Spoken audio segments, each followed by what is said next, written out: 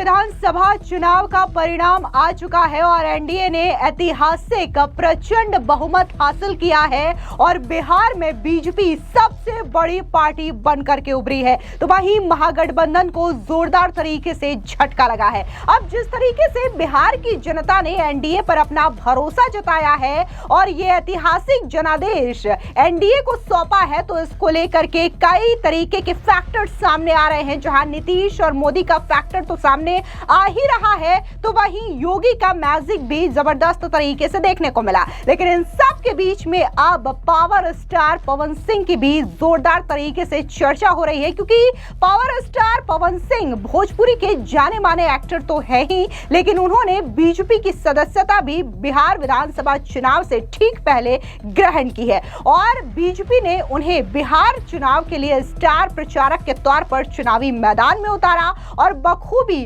पवन सिंह ने यह जिम्मेदारी भी संभाली। तभी तो जहां जहां पवन सिंह जाते थे, जहां जहां वो रोड शो और रैलियां करते थे, जबरदस्त तरीके की भीड़ उनकी सभाओं में देखने को मिलती थी। लाखों की फैन फॉलोइंग जो है वो पवन सिंह को सुनने के लिए मैदान में उमड़ पड़ती थी। अब इसका जो नतीजा है वो तो एनडीए के फेवर में आया ही है, लेकिन इससे जो दोहरा झटका लगा है वो आरजेडी के प्रत्याशी और भोजपुरी के एक्टर खेसारी लाल यादव को भी लगा है। दरअसल आपको बता दें कि जिस तरीके से बिहार में जो सियासी दंगल है वो नेताओं के बीच देखने को मिला, तो वहीं इस सियासी मैदान में भोजपुरी के जाने माने सितारे भी उतरे, जिसमें से आरजेडी की टिकट पर खेसारी लाल यादव जो हैं वो छपरा विधानसभा सीट से चुनावी मैदान में उतरे। पहले तो उन्होंने राजनीतिक तौर पर बयानबाजी की, लेकिन अचानक से उनकी जो बयानबाजी रही वो धीरे धीरे करके पवन सिंह, रवि किशन, मनोज तिवारी और दिनेश लाल निरहुआ पर शिफ्ट होती गई।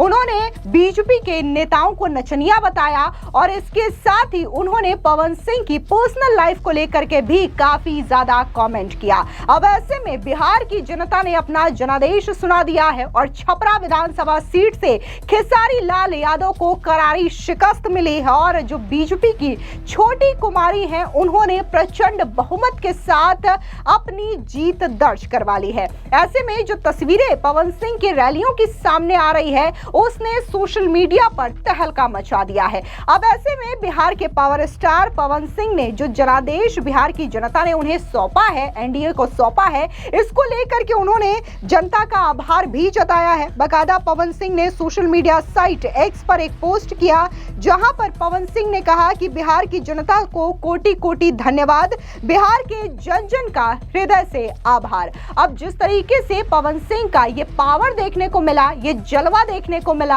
अब इसकी बिहार में जबरदस्त तरीके की चर्चा हो रही है, क्योंकि ये न सिर्फ एनडीए बल्कि बीजेपी के लिए भी ऐतिहासिक जीत बताई जा रही है। और ऐसे में कहा यह जा रहा है कि खेसारी लाल यादव जो है, जब तक वो आरजेडी के टिकट से चुनावी मैदान में उतरे थे, राजनीतिक बयानबाजी कर रहे थे, तब तक तो ठीक था, लेकिन जैसे जैसे उन्होंने बयानबाजी राम मंदिर और पवन सिंह की पर्सनल लाइफ को करनी शुरू की, उसके बाद से ही खेसारी लाल यादव की उल्टी गिनती शुरू हो गई और यही नतीजा है कि पवन सिंह से टकराने वाले खेसारी लाल यादव छपरा से करारी हार अब भुगत रहे हैं। हालांकि खेसारी लाल यादव ने राम मंदिर को लेकर के जिस तरीके के विवादित बयान दिए, उन्होंने कहा कि राम मंदिर की जगह अगर हॉस्पिटल या यूनिवर्सिटी बनता तो काफी ज्यादा अच्छा होता। इतना ही नहीं, उन्होंने तो एक बयान में ये तक कह दिया कि राम मंदिर में पढ़ करके मैं प्रोफेसर या मास्टर तो नहीं बन जाऊंगा। हालांकि इन बयानों को लेकर के सोशल मीडिया पर आम जनता ने खेसारी लाल यादव को लेकर के जबरदस्त रोष जाहिर किया, तो वहीं अयोध्या के साधु संतों ने भी खेसारी लाल यादव को आड़े हाथों लिया। इस बीच निरहुआ, जो कि बीजेपी के पूर्व सांसद रह चुके हैं, बॉलीवुड के एक्टर हैं, उन्होंने भी खेसारी लाल यादव को लपेटे में लिया और कहा कि खेसारी लाल यादव जो है वो कृष्ण के वंशज होने के बावजूद इस तरीके का बयान देते हैं, तो ऐसे में मैं उनको यदमुल्ला ही कहूंगा। हालांकि उनका ये बयान भी जबरदस्त तरीके से चर्चा में रहा। आपको बता दें कि ऐसे में खेसारी लाल यादव ने हालांकि तमाम तरीके की बयानबाजी जनसभाओं में की है, लेकिन एक बयान उनका सोशल मीडिया पे काफी ज्यादा वायरल हो रहा है, जहां पर उन्होंने कहा था कि हमें हराने के लिए कोई माई का लाल पैदा ही नहीं हुआ है, हम ब्रह्मा के लिखे हुए लकीरों लकीरों को भी मिटा सकते हैं। यानी कि सीधे तौर पर उन्होंने भगवान ब्रह्मा को लेकर के चुनौती दी और कहा कि वो ब्रह्मा के लिखे हुए लकीरों को भी मिटा सकते हैं। अब ये जो बयान है वो सोशल मीडिया पर इसलिए वायरल हो रहा है क्योंकि खेसारी लाल यादव ने अपनी सीट छपरा करारे वोटों के साथ गवा दी है। और इसी के साथ ही जब मीडिया ने उनसे पूछना चाहा कि आखिर क्या कुछ एनडीए की शानदार जीत पर कहेंगे, तो सुनिए खेसारी ने क्या कहा। जनता के प्रति क्या बोलिएगा खेसारी जी? बहुत अच्छी जनता, बुरी थोड़ी होती है। छपरा की जनता आपको 60,000 लोग प्यार मिला, चलिए जिन्होंने वोट दिया उनके बारे में क्या कहेंगे आप? वोट नहीं, आशीर्वाद है भाई। आपको क्या लगता है कि इतना कम वोट मिला? लोगों का दिल जितना बिल्कुल रहूंगा भाई। क्या सेवा करेंगे? मैंने यही जी कहीं तक कहाँ रहो, घर छोड़ दे, घर छोड़ दे, ये घर है ले लिए। खेसारी जी क्या कहेंगे? क्या कहेंगे? कहने लग हो जाने दो तो कह देते हैं। नहीं मतलब कहने क्या लग उम्मीद हुआ क्या का है? मेरी क्या है? उम्मीद उस पे है, बाकी किसी पे नहीं। हाँ।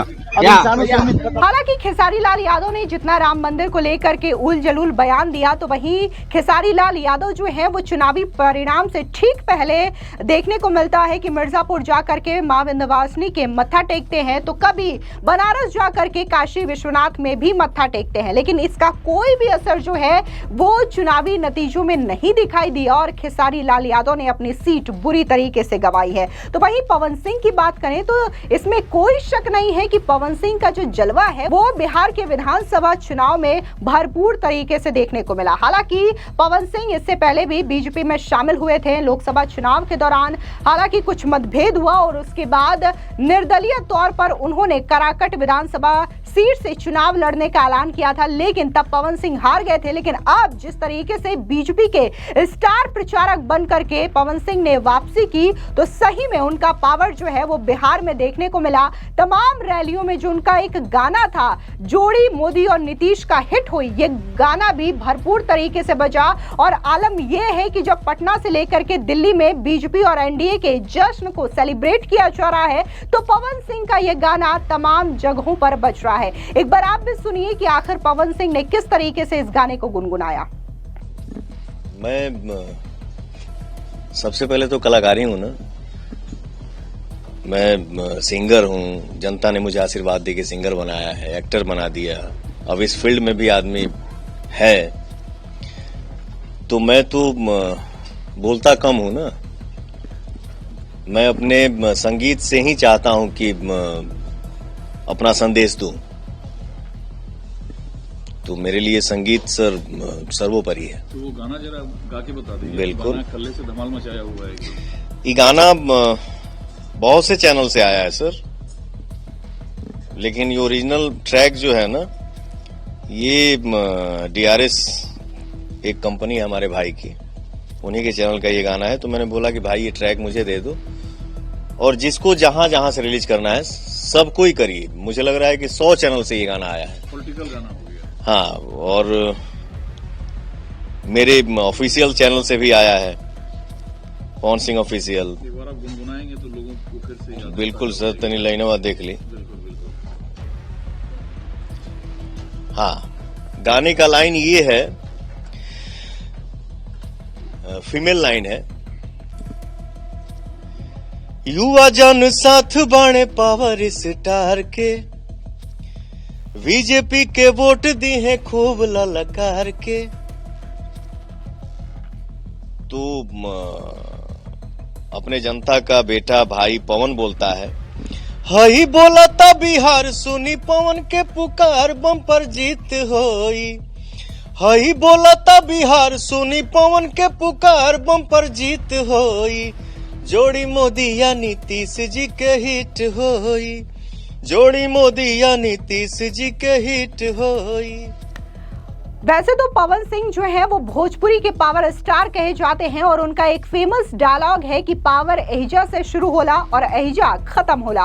और कहीं ना कहीं बिहार के जो चुनावी परिणाम घोषित हुए हैं तो पवन सिंह का क्या ऑरा है ये बखूबी देखने को मिला है। न सिर्फ चुनावी प्रचार के दौरान जो जनता की भीड़ है वो पवन सिंह को अपना प्यार लुटाने के लिए आती थी, उनके भाषणों को सुनने के लिए आती थी, बल्कि ये जो भीड़ है वो वोटों में भी कन्वर्ट हुई और इसका जबरदस्त क्रेज जो है वो ईवीएम में देखने को मिला। जब वोटों की काउंटिंग हुई तो यहाँ पर एनडीए के तमाम प्रत्याशियों ने शानदार जीत हासिल की है। फिलहाल इस पूरी खबर पर आपकी क्या राय है, कमेंट सेक्शन में जरूर बताएं।